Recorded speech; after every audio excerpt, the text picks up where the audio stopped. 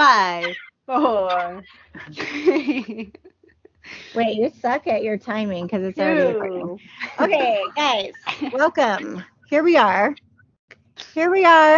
season 3.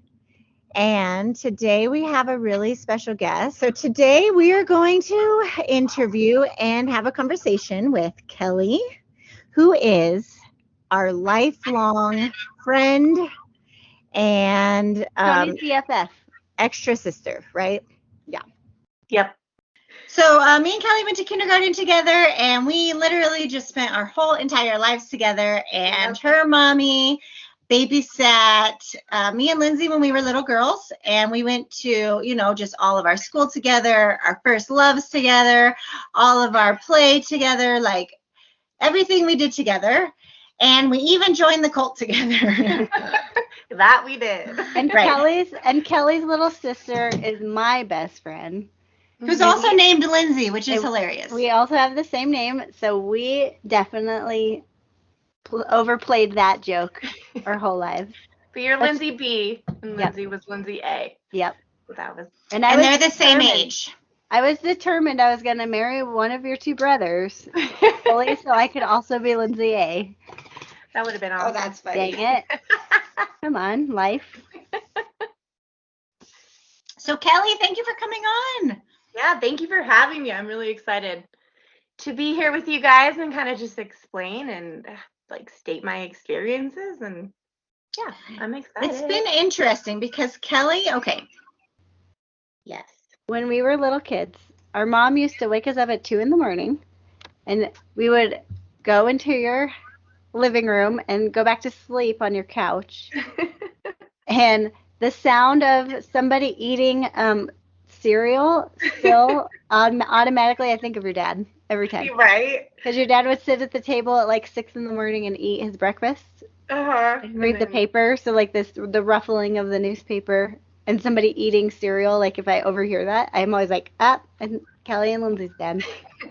Do you guys remember when the fire alarm beeped? Yeah. And my mom thought it was a real fire, and she came just barreled down the stairs. Fire! My dad's still just sitting there eating his cereal. Yeah. And we have a lot of funny memories. Yeah, Toni. So our lives were so intertwined together, Yeah. Yeah, because we went to school together. I mean, we experienced all of our life events from kindergarten all the way through, so middle school, high school. And then the Lindsays, the same experiences. They went through school together, and we're all in the same, same grade. And then Kellie had her firstborn, so from kindergarten until till college, till cult time. Well, it only makes sense that we would get into that together, right? Right. Of course, we got in all the shenanigans together. Lindsay, we were remembering how when we were little girls, we would play in Kellie's garage and pretend to have a radio show. And we would be the radio host, and we would record songs as they came on. I think it was 104.3. And when our favorite song would come on, we would record it, and then it would be part of our, but we were the guests. We were the hosts of the show. We were awesome. Lindsay and I must have copied you guys then, because I have cassette tapes of our radio show. Yep. And they are so inappropriate. We had an X-rated radio show at 12. We were talking about all of the things. We ate an entire bag of bubble gum to see if it would come out in our poop or not. On the radio show. It was an experiment. And guess what? You should do that now as an adult, Lindsay. Let's have the experiment now. Exclusive, playing in traffic. Our poop was bright pink right after. So Lindsay's gonna get high next time. One of the times. Okay, so anyway, back to the story. Okay. So Kellie's here to talk to us about what it was like, what it was like in the cult with us and all of it. So why don't you just take it away, Kellie? Okay, so I'll start at the beginning. Toni, of course, you called me and you're like, hey, a high school friend just called me and we should go to this church. And me being me, okay, let's go. What year was that? I think, what year, you said you were baptized in 2004? 2006, April 2006. So it had to have been around that time frame. I think so too. It must have been that same year.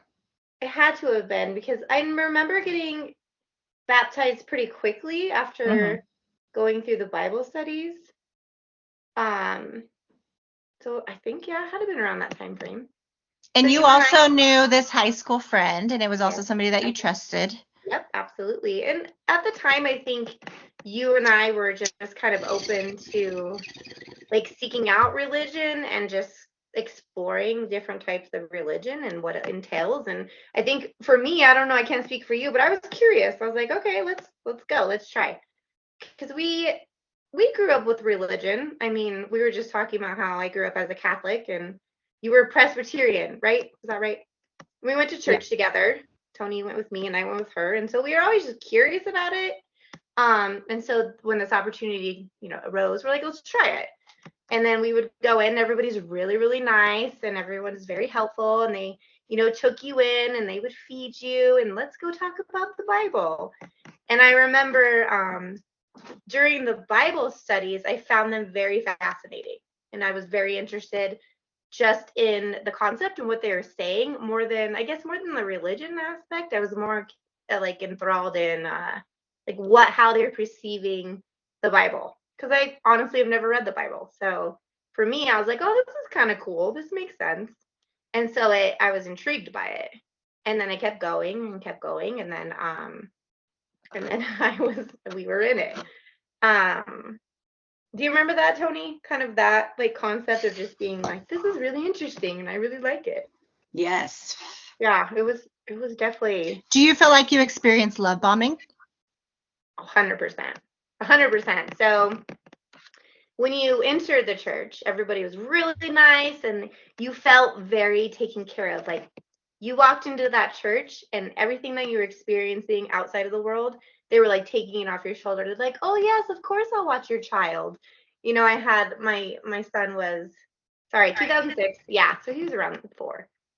So they would take him and I can kind of, have a babysitter, which honestly I was never really comfortable with. I just found it really weird that I would give my child to these people I don't even really know. So I always remember being in panic mode because I didn't trust them. I didn't even know who these people were. And then I was supposed to give my child away. And I remember just panicking. I remember that. And I remember I didn't have a kid. Mm-hmm. And I was in it for a little bit longer. So I'd be like, Kellie, what's the problem? Just let him watch your kid so that you can focus. You need to focus on the Bible. Yeah. But I didn't know, I'm so sorry. I am so sorry. No, you didn't know. I didn't know. You didn't know at that time. But I do remember you being panicked.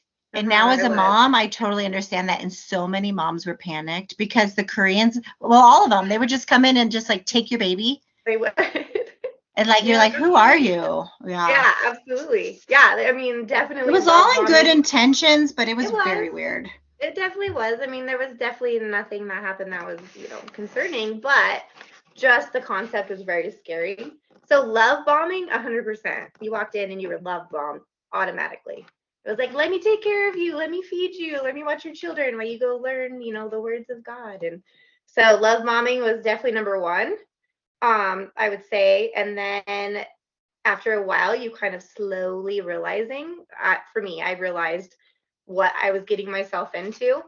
And I think, so I was telling you this earlier, the difference between me and you was I was just getting out of a very toxic, emotionally, physically abusive relationship.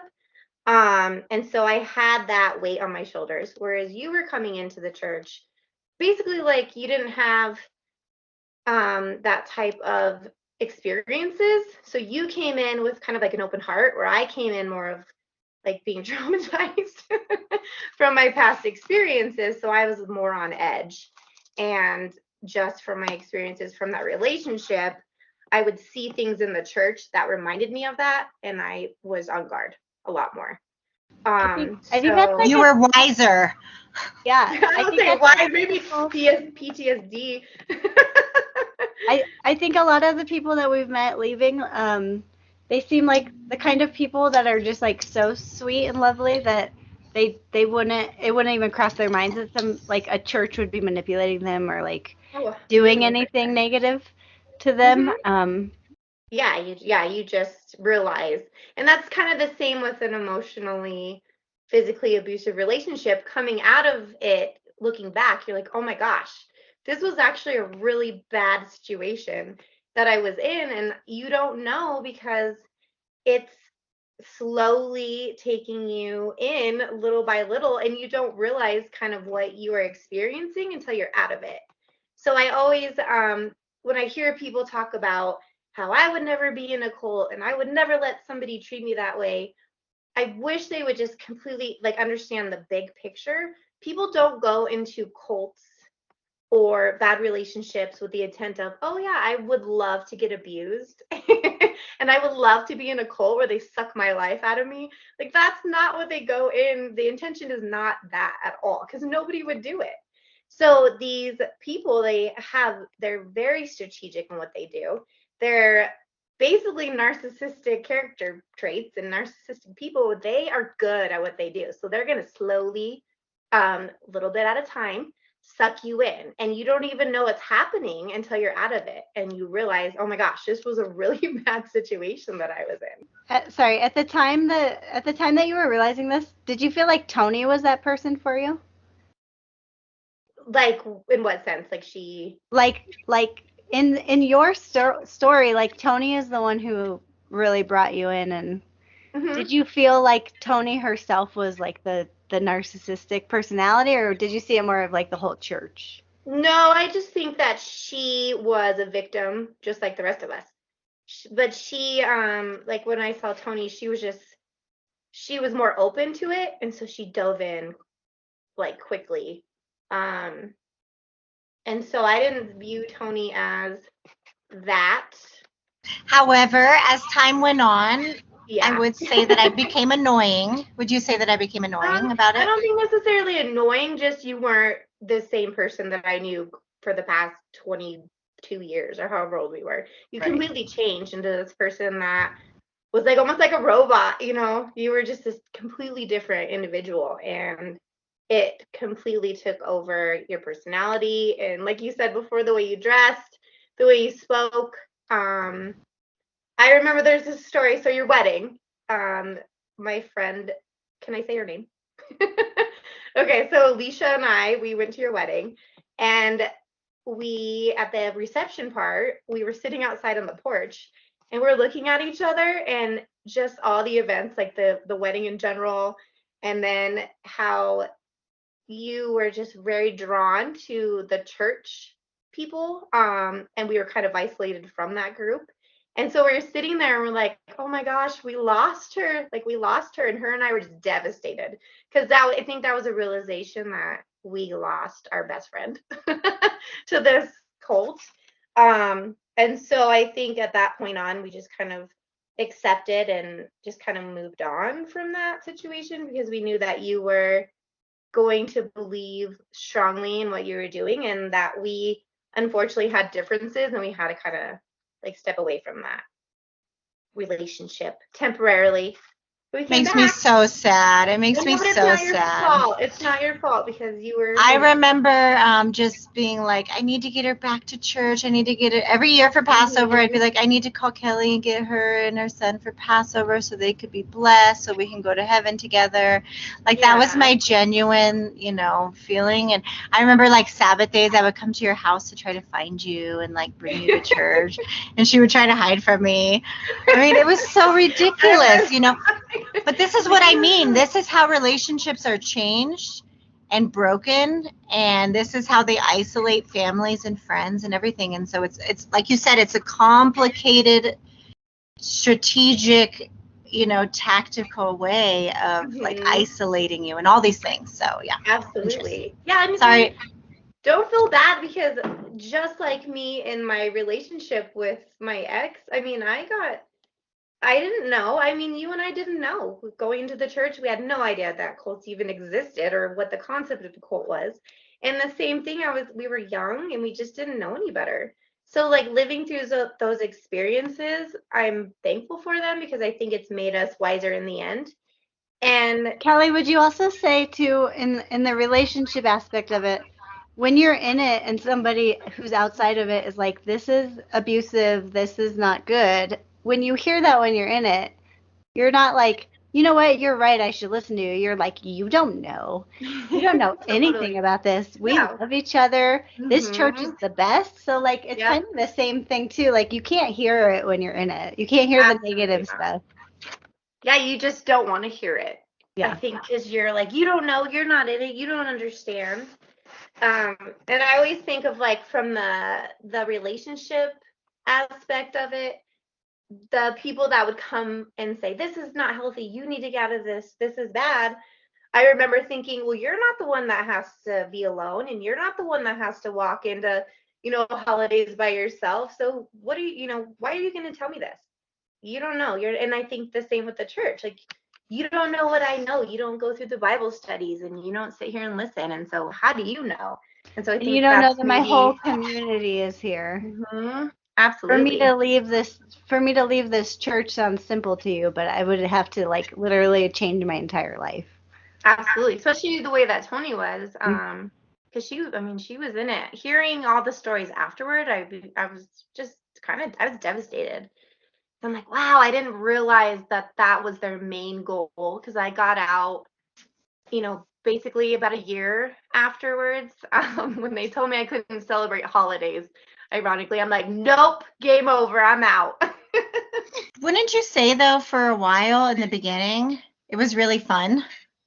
Yeah, we did have Which is why people join it. Mm-hmm. It was. Yeah, because like in the very beginning, you're love bombed. Mm-hmm.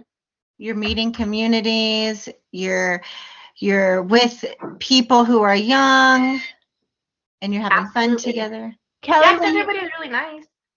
Kellie, did you study the 2012 and Doomsday Prophecy too? I think I kind of a little bit. Honestly, I don't remember a lot of the Bible studies itself. I do remember that concept being passed around, but I think I just got out before all that came. Right. Like, because they slowly suck you in, and I think I got out before they gave me their Bible study version of that concept. That reveal. Yeah, but I know it was the thing, because I remember Toni calling me, and she's like, we're gonna go to World War III, and being panicked, and I knew that was gonna happen. Were you ever afraid? Kind of. I mean, I have anxiety, so that didn't help. Mm-hmm. But I think I was afraid, but also I just knew that it was not going to happen. I mean, I just couldn't go there, So I didn't want to believe in it, and I was already out of there, so I didn't even want to think about it. So no, I didn't believe it. So what made you leave? What made me leave? A lot of things. So I can't remember exactly what holiday it was, but we were told that, if you spend these holidays with your family and you sit down, and I remember this particular person telling me, when they pray to like a Buddha statue, or if they're praying to anybody else besides God, you're condemned to hell, basically. And so I'm sitting there thinking, well, it's a family event. We're not necessarily a religious event. It's a family event. It's me to be around my family. And so you're telling me that I can't be around my family. So this was being pushed upon me. And then I can't remember, like I said, what holiday it was, but we walked in, and it was the evening time, and everyone was sitting around eating. And I was thinking to myself, okay, so I can't eat dinner with my family, but we're in this church eating dinner together. So what's the difference? Like, this is ridiculous. And I remember thinking that this is not okay. Like, so we can sit around strangers, or quote unquote, our, church family, but I can't go sit with my parents at a dinner. So slowly I started thinking about these concepts.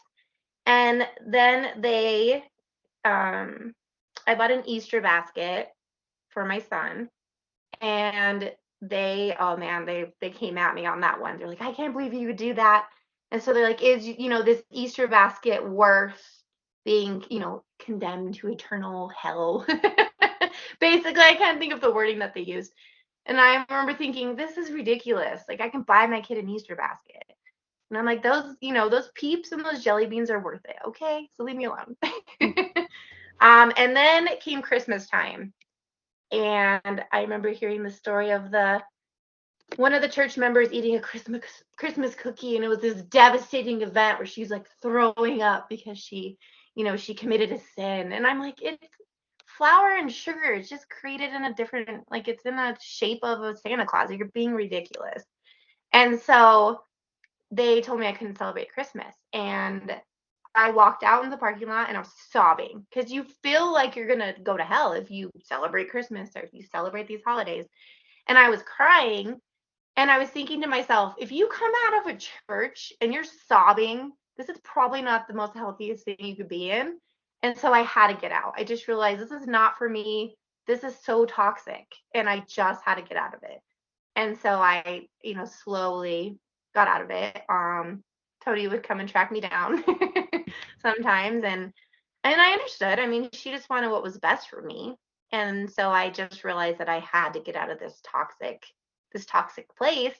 And I knew that, I think, more because, like I said, my past experience with my relationship, there are things and events that occur that kind of like wake you up. Like Oprah, the aha moment.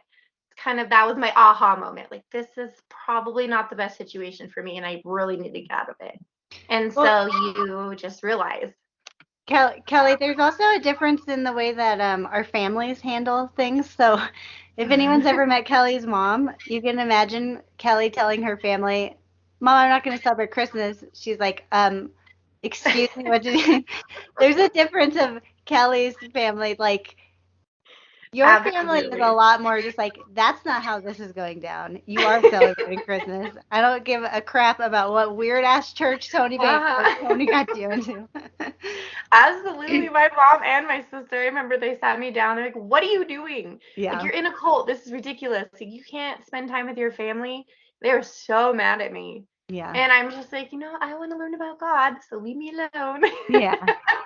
But yeah, my mom has her intentions are always pure, and everything that she says, she has a very strong personality, but everything that she says is usually 100% correct. So everything she says, she just knows. She's amazing. She's a smart person. She's amazing. Listen to your mamas. Yes. Yeah, so they tried to get me out as well. I remember when Kellie was trying to get out of the church and struggling with it and rejecting the whole we can't celebrate holidays. And I remember thinking, you guys, and I'm really sorry about this. I feel so ashamed, but I just want to be honest, because this is honestly what it was like. Okay, this podcast is all about being like real, what a cult really feels like. Like, I remember thinking like, oh my God, her son can be her idol. And like, she's letting her family control her salvation or take away her blessings. And I felt so sad about that. And so I was like, I need to help her overcome that. And like, I need to help her family understand like why this is the truth. And so I wrote her mom a letter and like, tried to scare the shit out of her mom to get her to come get baptized too. Because if I could get her family, then she would be okay. Do you know what I mean? And so it sounds so messed up, but like I was trying to like, it really was like from a loving place, but like my thoughts were so messed up. Like, how can Kellie choose her family over her salvation? Kind of like that. And then from that moment on, I do think that it caused a rift in our relationship, because I saw Satan working in her family. Okay, I'm doing quote unquote.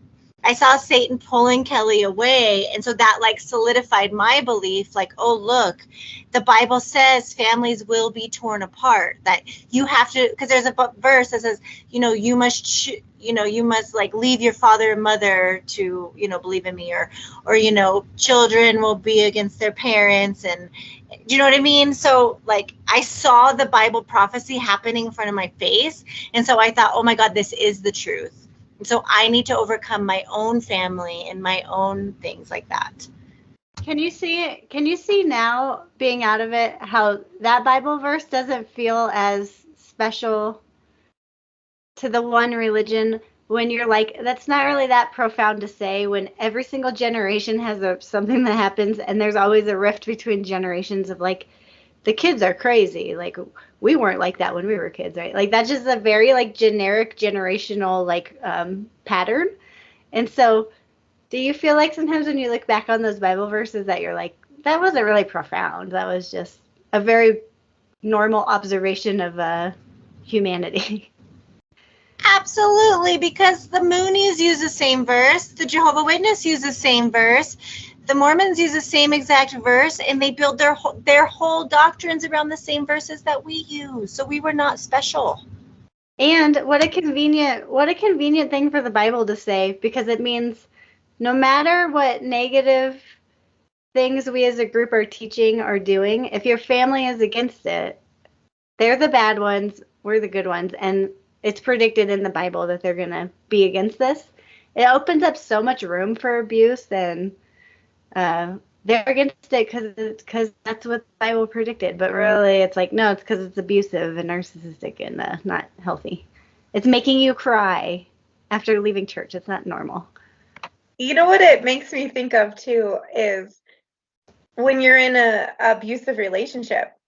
So they try as well to isolate you from your family. So they make it like your family is the enemy, or they pick things from your family members and they turn it in a way you're like, wow, I guess they do have that issue. They do have that problem. And so just like the church, they take you away from your, like, I'm trying to think of like your central place, and then that way they can control you easily, like a lot better if they're out of the picture. Think about how much control they can have over an individual, and that's like, it's the same exact thing. Kellie, can you explain your history of a narcissistic relationship? Because you entered into an abusive relationship when you were very young. And how long were you in that relationship? Can you explain that and sort of give like a timeline as to how that related to when you joined the cult? Yes, of course. So I was 15 when I met this individual, and love bombing. And also, like I explained before, I was young. I didn't know the differences. I didn't know about the red flags, or I didn't know about, I thought things were normal because I was experiencing them from the very first time. So being 15, looking back, we're like, oh my gosh, it's so young, and it is. And so the things that occurred were love bombing and just jumping into something that I was just really intrigued. This person was intriguing. I had fun with this person. Slowly over time, just like the church, things started coming up that broke me down as a person. It broke my moral code. It broke the person that I believed I was. And at the end, you just feel like you're this horrible individual who's worthless. And so then experiencing that. So the physical abuse didn't happen until I was about 18, 17. Do you remember, Toni? I think I was like 17. But I was just so, in love with this person that I just pushed it aside. Like, it was just a fight. It was just an argument. It was my fault because I pushed this person too far. I shouldn't have said that. I shouldn't have done that. And then the last incident that occurred, I just had to get out of the situation because my son was only 4 months old. And the realization of, it's not just me anymore. Now I have this little person that I have to take care of, got me out of that situation ultimately. And I think then jumping into the church a year or two later, I realized there had so many similarities with each other. So like the love bombing. And then after that, it was, so you were love bombed first, and then you were, a little bit at a time told things that you had to do in order to be, saved. So for example, it was like, you need to come to church on Saturdays. You're like, okay, that's fine. I can go to church on Saturdays. You can go to one mass on Saturday. It's not called mass. What is it called, Toni? I'm thinking Catholic. One service. There we go. So one service on Saturdays. And then you go a couple more weeks and it's like, well, actually, if you really want to be saved, you're going to go to 2 to 3 services on Saturdays. So your whole Saturday is wiped out. And then a couple weeks later, it's like, well, now what you have to do is you have to go on Tuesday nights. Now you have to come Tuesday nights. And I'm thinking to myself, this is what the heck? I'm just going to live here because I'm going to be here all the time. And if I don't, I'm going to go to hell. So they slowly like suck you in a little bit at a time. And you're in it to where you believe it. You trust them. I mean, these people, they care about you, quote unquote. They want what's best for you. And they suck you in a little bit at a time. And the next thing you know, you're jumped into this. And like Toni, you're living there. You're literally living at the church, doing everything you can for these people. And in relationships, toxic relationships or abusive relationships, it's the same exact concept. They're going to love bomb you. And then they're slowly going to say things over time to dwindle you down as a being so that they can take control of you. So at first it's like, well, maybe if you dressed a certain way, you would look so hot. And so you're thinking, okay, I got to like do this way. And then the next thing is like, oh, you'd be so hot if you would lose, a couple pounds. And then a little while, then they build you up again. You're so pretty. You're so amazing. And then they're like, well, maybe you should dye your hair blonde because you'd be so hot as a blonde. So slowly over time, you're changing who you are as a person in order to fit this mold of this individual. And it is a character trait of a narcissist, which also ties in with the church. When you have control over an individual, you beat them down so much, it makes you become powerful over that individual, and you basically can do whatever you want to them because they love you so much and they trust you and they're going to take control. And if you start to rebuke a little bit, so if you're like, I don't, you fight back just a tiny bit, they're going to be nice to you and they're going to be like, oh, I love you so much, you're so amazing, they're going to take you to dinner and they're going to do this, so you get sucked back in only to turn around and do something else to you. So it's a very sick mind game. They're good at what they do.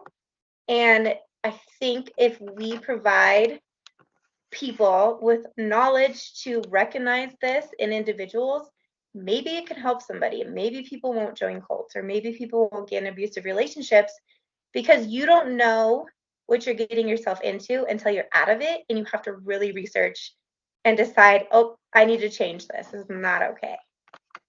Wouldn't it be nice if it was the way that it is in the movies, where like immediately they're very clear, they're just like an asshole and they're so abusive, and you're like watching this movie and you're like, why would anybody ever date that person, right?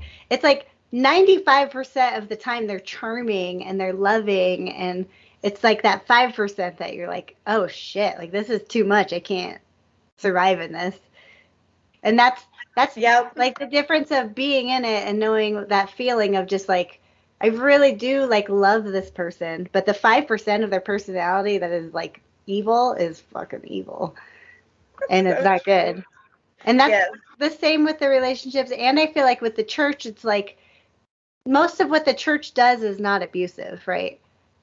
It's not like you hear about this church and you're like, yeah, that's very clearly like a negative place to be in. It's like, it's just those little things that you're like, wait a second, what? I think it's so interesting. Kellie is in the education industry. She's in education. I don't know how to say that.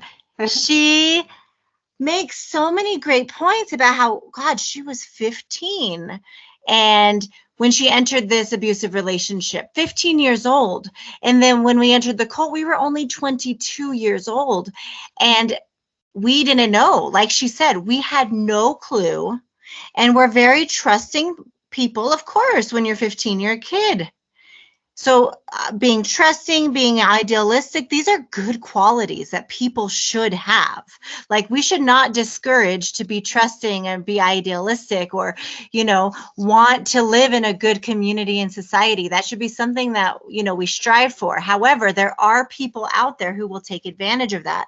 And we didn't know that, and we were not educated. And so I loved that point that you made, that maybe we can provide education to people, whether, whatever, in whatever form or fashion, to let people know that it can happen to you, and that there are bad people out there that will feed off of your vulnerability and take advantage of that. There are a lot of bad people out there. I just watched Tinder Swindler, guys. Shout out to that. But it's crazy. It's all over the place in many different aspects, political, religious, relationship, whatever way. So that's so interesting.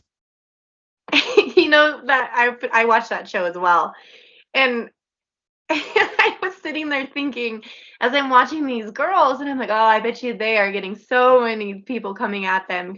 How can you do that? And how can you let somebody get in your life? And, you were just money hungry or whatever situation. And I was thinking, you just don't know their story, and you weren't there when this guy, he was such a narcissist. Like, he is a narcissist 101, and they're so good at what they do that they can't possibly tell you the entire story in one Netflix series. So you don't know behind the scene what's actually said. And so I feel bad for them, because these girls, of course, they're like that. Oh, it's your fault. And even people who join cults. Oh, it's your fault. I can't believe you'd ever let somebody do that. You're stupid. How can you let someone control you?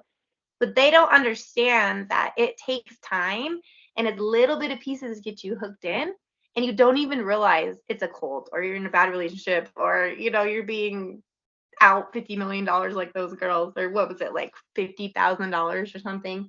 And so I think if people just open their eyes a little bit more to people's situation and understand abuse and narcissism, maybe we would kind of be on each other's side and be aware and just educate society as a whole to make us understand that this is a real thing and it happens to a lot of people.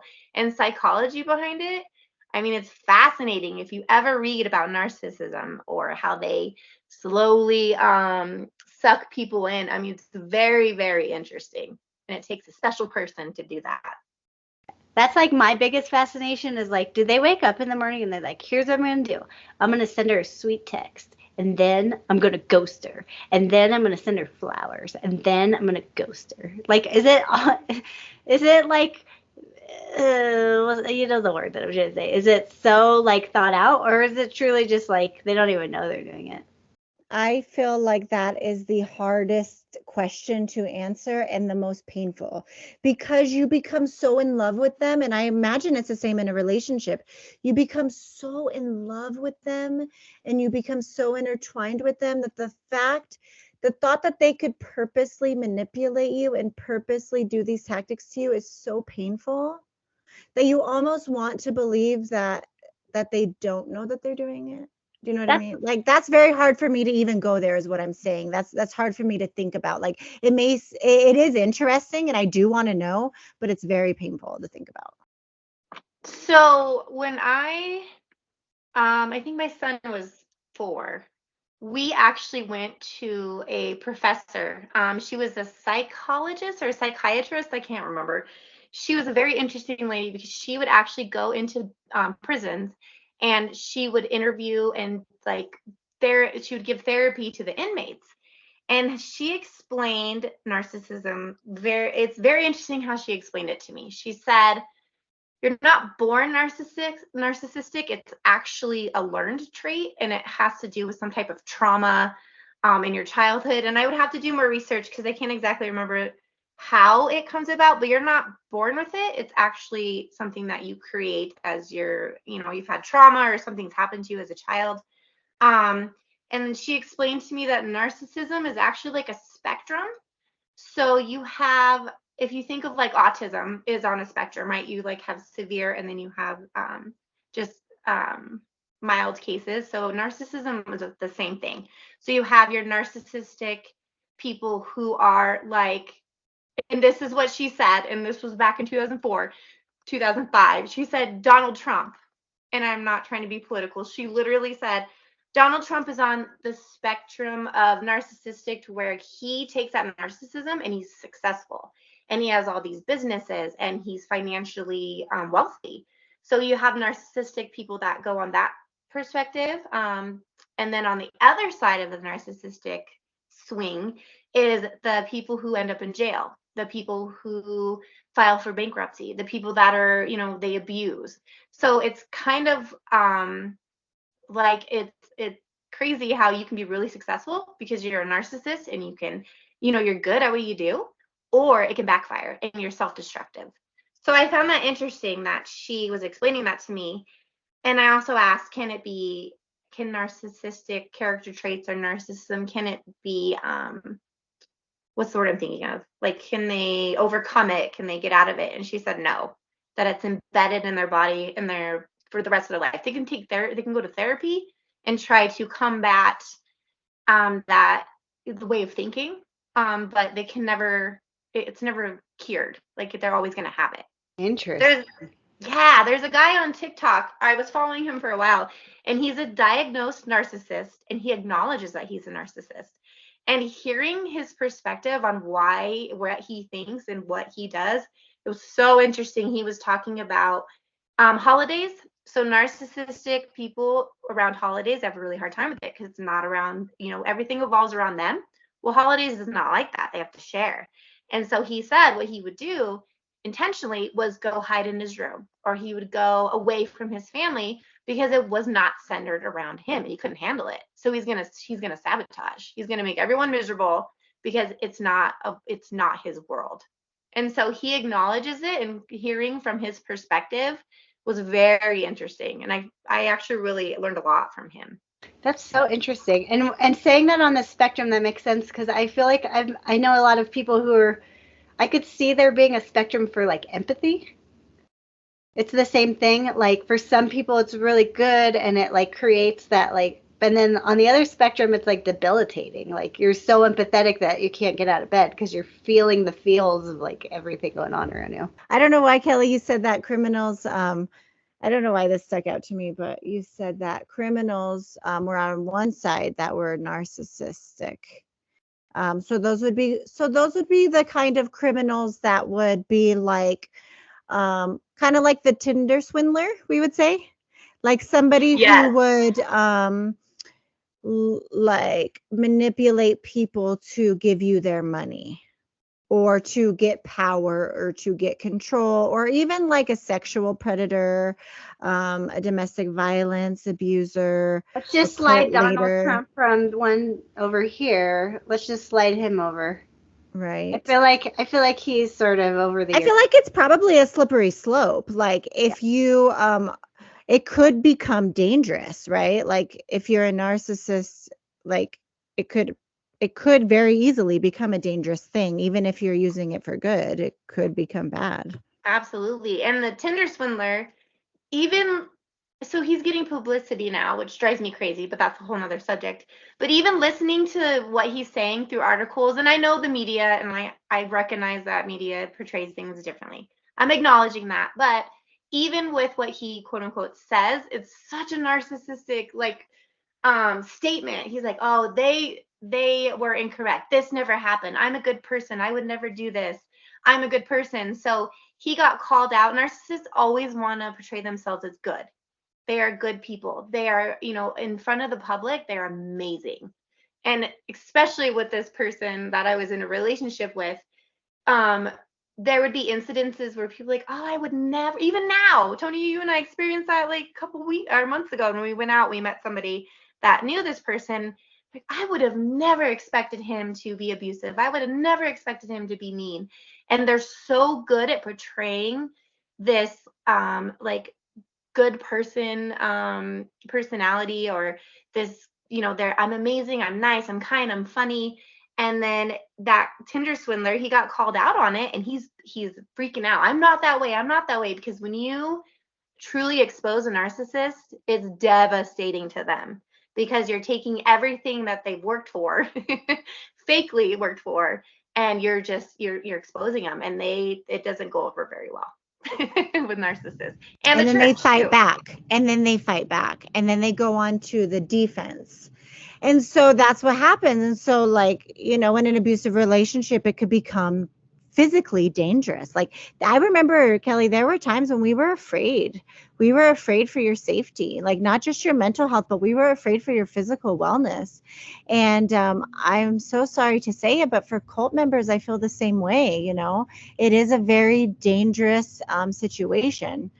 So yeah, I was just thinking about with you, Toni, because I was telling Lindsay throughout this whole process, she was trying her best to get you out of it. She would do like her investigation, and I remember her and I would talk because I would still see her throughout the years that you were in this church, and she would come up with new information or something that she found, and so she was trying to get you out of it as well. And so we also were afraid for your safety and your well-being. And even, your husband and, your firstborn, everyone was concerned just like that. Like, are they okay? Are they being taken care of? Are they in, because it's a very scary situation. And I know your family 100% throughout all of it had your back. And I'm like, I wish I could say that I had yours too, and I didn't. And I feel bad for that. And I'm sad because I wish I would have just like hung on to, us and our friendship. But are you crazy? You did the right thing. You got the hell out of there. I was going to say, Kellie, I don't think anyone feel bad. Blames needing the space from that situation. I was never in the church, and so I had nothing to lose. I had no like trauma from it. But if I had been in it and Toni was still in it, I would have just been like, peace out, bye, I love you. I'll see you when you get out, because I can't come to church and have these Bible studies and see these people all day long. Oh, it's so crazy. It's such a crazy experience. I don't think anyone blames you for not being able to like hold space for your friendship. Toni wasn't going to be a good friend at that point. I mean, she was not in the space to give anything but what she viewed as love, which is bringing people into the church. That was her version of the only way for me to love these people outside is to bring them in. And that's all she could really offer at that point. When I was in the church, this is such a weird thing that happened to me. I always imagined that Kellie was still my best friend. Like, in my mind, we were still like really good friends, and like we were still like really close, like sisters in my mind. And then so when I come out, over 10 years later, and then I call her, hey, what's up? I was really taken aback that there was a strain there. And she had mentioned when we first started talking that, that we had like a falling out. And I remember like we did. Like, I was really shocked that there was even any type of, break in our relationship, because it's almost like time stood still for me. Like, I'm in this cult for all these years, but to me, everybody else is exactly supposed to be in the same spot of their life as when I got in. And it's such a weird thing, So, then I'm calling her. I'm like, hey, you want to hang out? You want to be my best friend again? But like, she had her own best friend again, and she had her own friend. And I don't know if you remember, Lindsay, but like that really hurt me. It hurt me that you have somebody else that's really close to you. And I felt like a lot of jealousy and a lot of like hurt about that. But I had to deal with that because that was my own, that was my own problem and my own things that people have to deal with when they come out of the cult. You have to deal with these relationships that you have severed, Yeah, and I think, I felt abandoned. I know you guys have talked about this in past episodes. My mom, she, had cancer, and I was going through the narcissist part of, I don't want to go into too much detail, but it was a really dark place in my life. And so I felt abandoned. And I think when you tried to reach out to me again, I was still hanging on to that. I'm mad at you. You left me. And you even said that. You're like, I know I'm pushing you. I know you're pushing me away. But Toni, one thing that she's so good about with people and relationships is she never gives up. She keeps trying, and she kept calling me and reaching out to me. So I was like, all right, I need to stop being, a bitch and just accept it and move on. And we talked it out. I mean, you and I, we talked all of our feelings out. We talked about how we felt.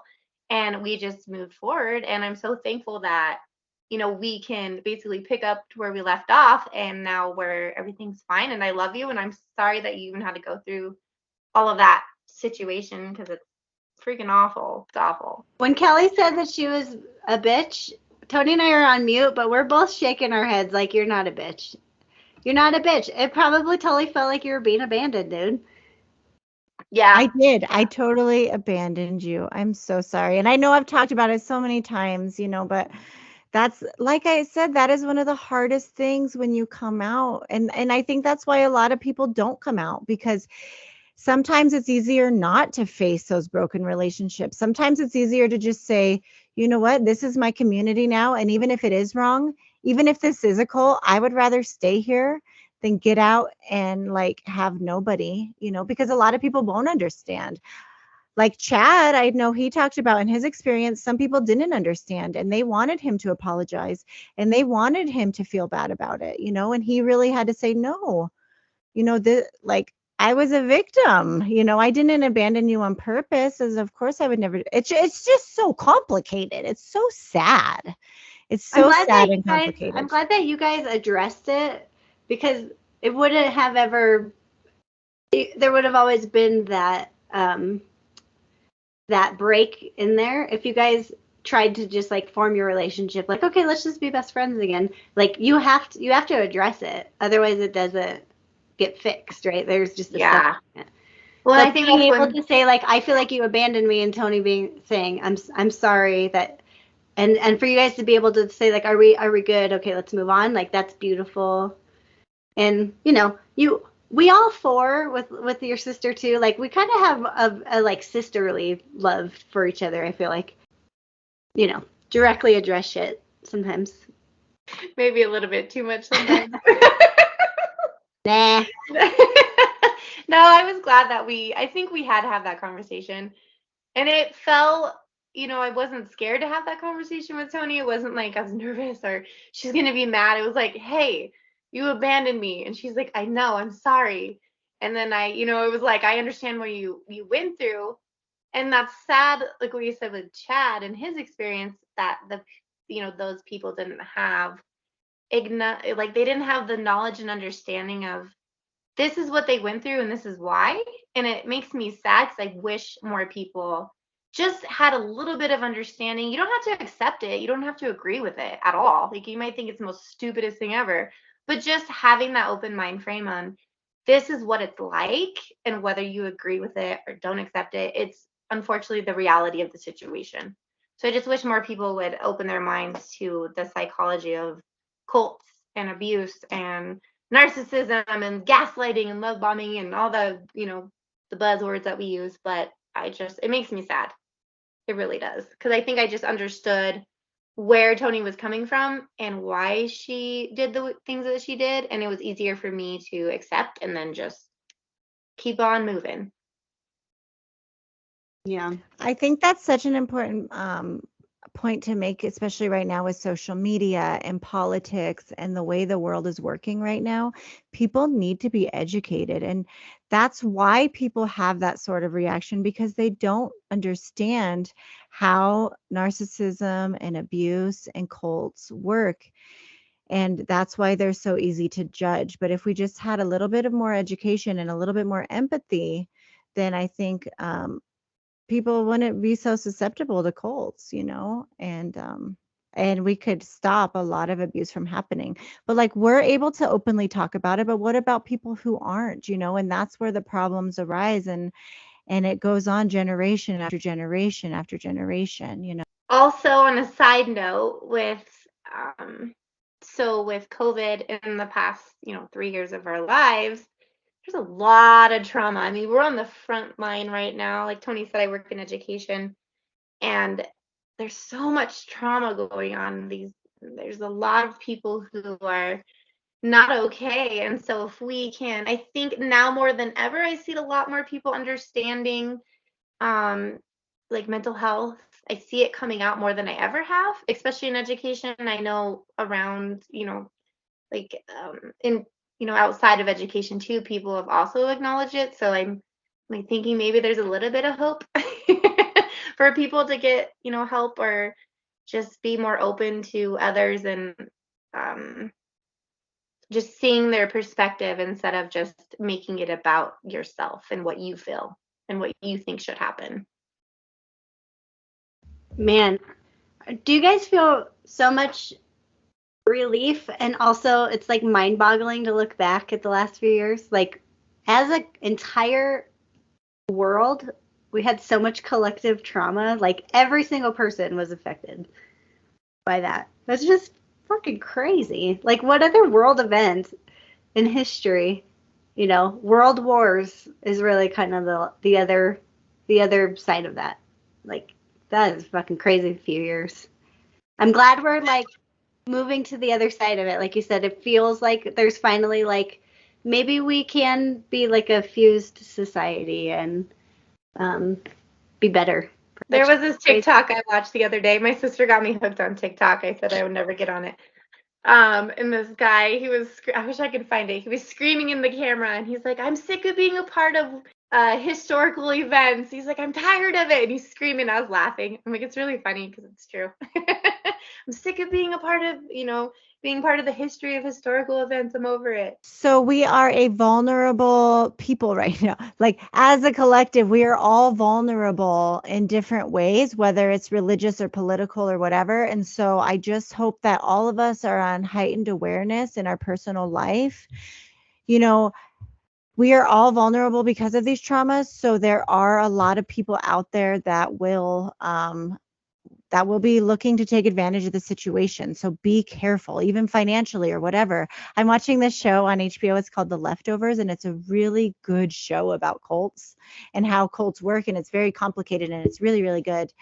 So I just hope that everybody is just aware, just be aware and just make sure that you're thinking for yourself and that, you're really just making sure that everything is on the up and up and whatever endeavor you're on. Yeah, I 100% agree. And I want to thank you guys because making this podcast, and I've, of course, been listening to it and having conversations with you guys. I was telling Lindsay and Toni, I like have conversation as I'm listening. I'm like, yeah, that's what happened. My husband's like, who are you talking to? I'm like, I'm just yelling at the podcast. Leave me alone. But I think you guys just helping. I appreciate you guys doing this because I truly believe you guys are helping people like around the world just recognize and understand and just getting it out there because a lot of people don't talk about this. We don't talk about this. And so you guys are doing an amazing job and I give kudos to you. Thank you too for bringing it out there and despite all the scariness, you guys are just putting your voices where people can hear. And so I know a lot of people appreciate it. And I love you guys. Kellie, did you know that when I was 18, I went to a psychic and she told me that Toni was going to come out. She said, you have an older sister who's involved in something right now that's like going to suck her in for a while. But when she's in her 30s, she's going to come out of it and you need to be there for her because you're going to be one of the few people that she really like leans on. And she's like, it's going to be hard and you're going to be kind of mad at her, but you need to like stick around for her. And I was like, that's really weird. My sister just started going to this church that's kind of like a little sketch. I'm not really sure. And I was like, how the hell did that lady know that, right? And then like the other day I was thinking about this podcast and I was like, this is so weird. It's like exactly what that lady said. Like, let's start a podcast, Toni, to help you kind of like get your story out. And it's weird. It's cool.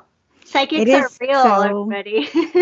No, I don't believe that. I don't. I just listened to this podcast about how psychics I don't really either. That's why it's such a funny story. But it is, okay, I just want to say, when I was in the cult, Lindsay had told me that story when I was in the cult. She told me. And, along the way, when you're in a cult, even though you believe with all your heart, there are little snippets of things that people say along the way that you kind of keep on a shelf in the back of your subconscious, even though you don't even know that you're doing it. And there were things that both of you had said along the way, like when Kellie talked about, like having dinner on Christmas at the church. Like that was something that always stuck with me. Like that does not make sense. Like that was always in my shelf. And then Lindsay saying like, oh, this psychic said that in your 30s, you're going to come out. And then right when I started turning 30, I started doubting. And so it was like all these little things on the shelf, like you guys were monumental in me coming out because you guys had placed all these little doubts in my shelf, and without those things there, it's like I might not have had confidence to come out. So this is for all family members and friends that have people in cults, like continuously put those things into their thoughts, like put those thoughts into their shelves, because they are going to be in there, even though they may not even realize it. But you have to do it in a way that's like loving and with a curious mind and with like a compassionate mind, not judging. Because if you try to put something on their shelf in a judging way, it's not going to work. It's going to have the opposite effect. So anyway, I just want to thank both of you, because you guys, like all those little tiny things that you told me and those little warning signs that you gave me along the way, in the end, they do stack up and they do matter, Christmas matters. Christmas matters.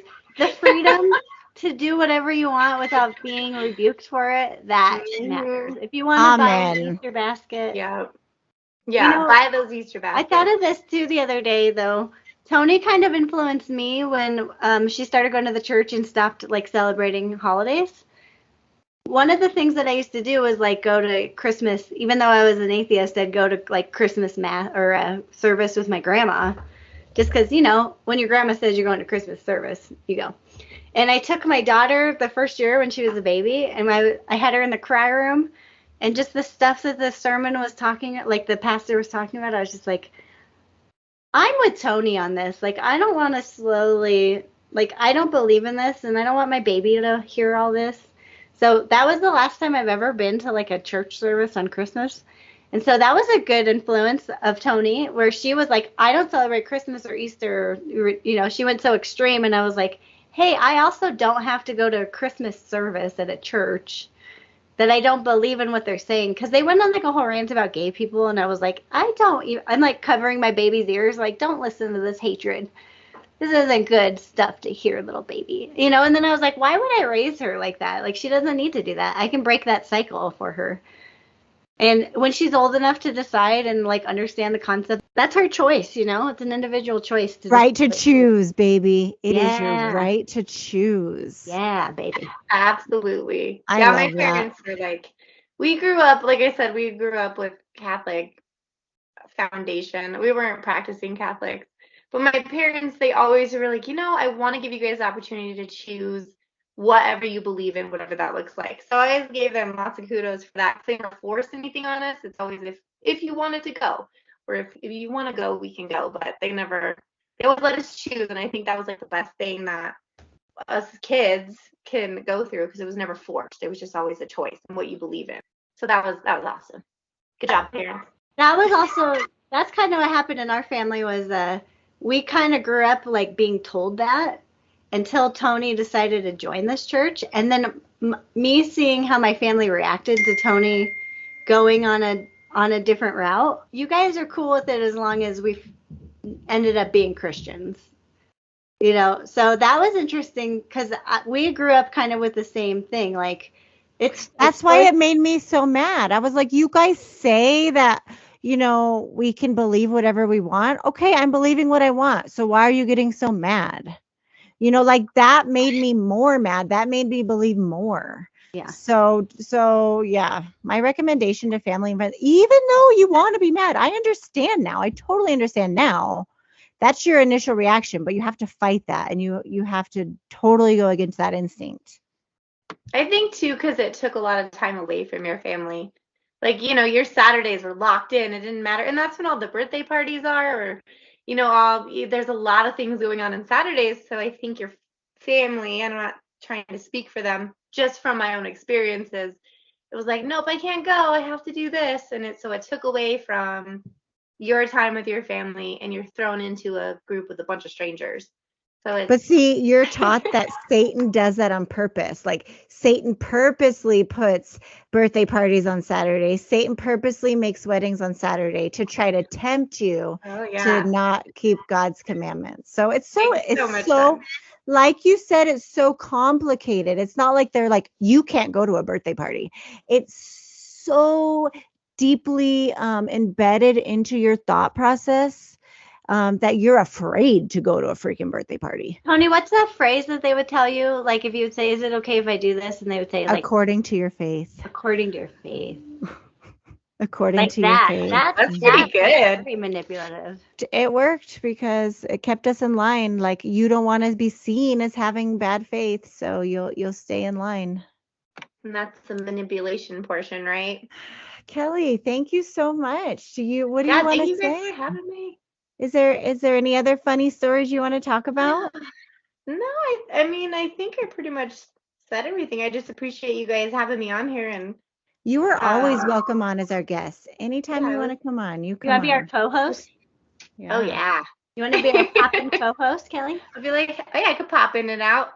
Your sister and I joked about how her and I should make a podcast about all of our crazy stories and just pretend like they're anonymous stories. Oh my gosh, I was like, it would take somebody who knows us 3 minutes to find out that we're talking about our lives.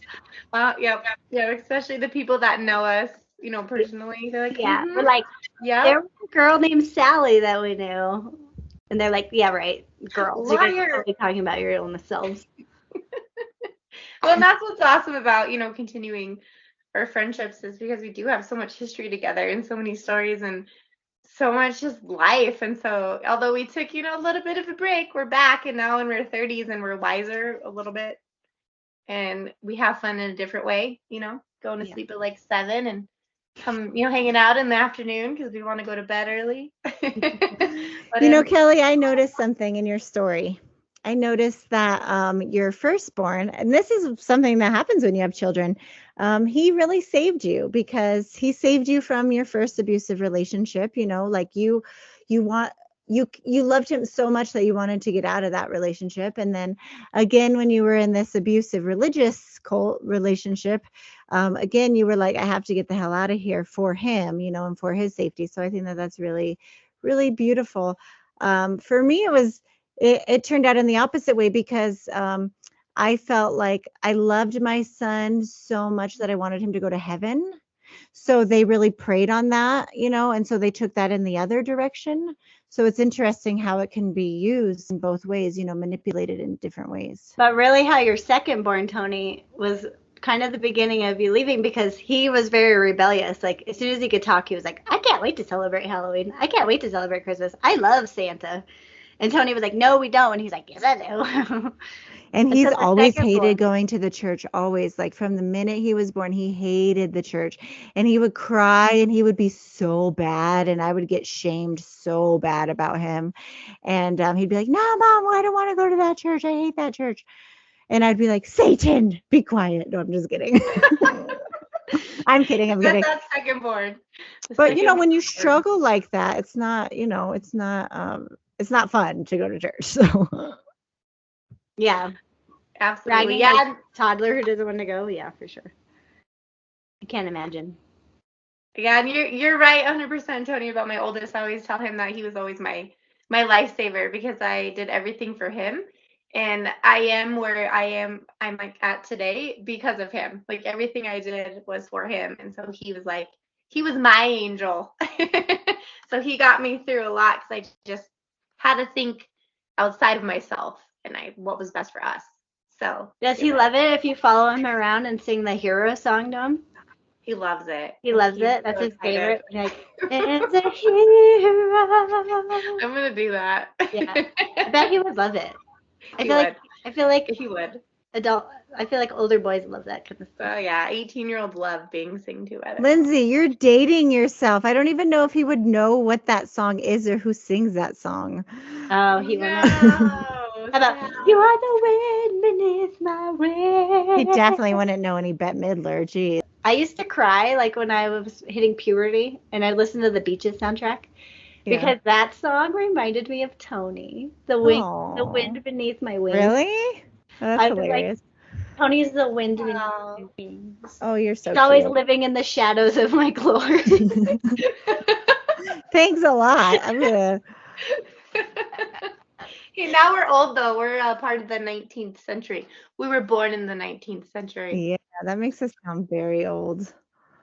But it's true. I love that. I actually love being in my 30s. because I do feel like I've gained a lot of experience over time, and it is sort of fun to be a mom and try to share that wisdom. And I do love this podcast because I feel like it is going to be here for my children to look back and to hear, and even though they may not understand now, later, hopefully they can understand, why we made the choices we made. And we got it all out in our 20s. Make their therapy a little bit cheaper. Mine too, girl.